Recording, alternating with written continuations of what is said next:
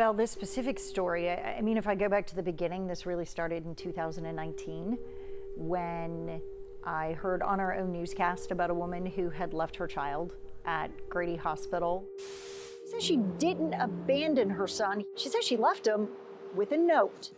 That feeling of what the heck never left. I received a fellowship with the USC Annenberg Center for Health Journalism, and that really gave us the platform and the attention to spend some time focusing on this issue. Originally, I had 3 stories planned, and once I started digging into it, I went to my boss and said, this is more than 3 stories.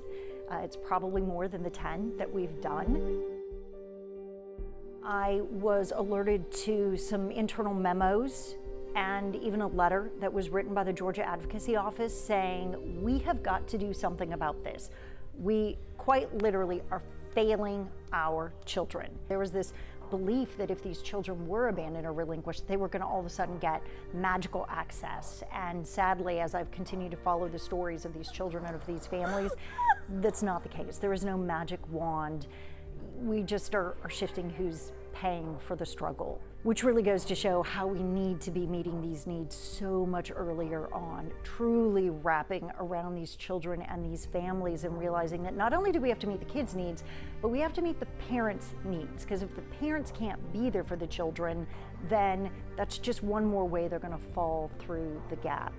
There have just been people who've been fighting this for a really long time, and this conversation has been growing.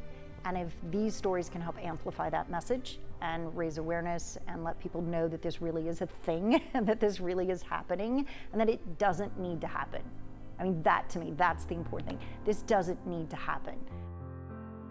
There is a lot of energy around trying to fix this problem, trying to meet these needs through workforce development, through mental health parity, through some new systems that are going to be coming online to try to address suicide and depression, which all sort of rolls into this.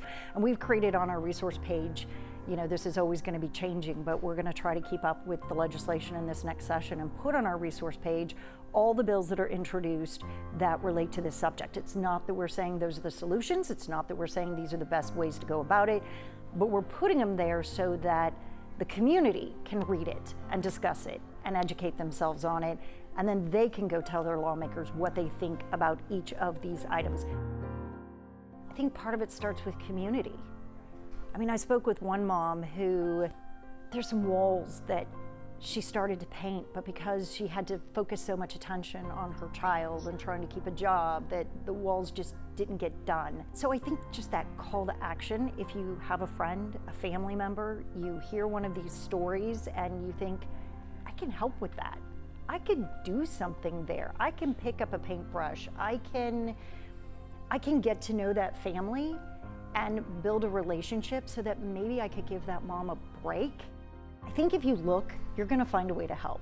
It's just that process of getting out of our bubble, not just letting it be a story that moves us on TV, but something that actually moves us into action.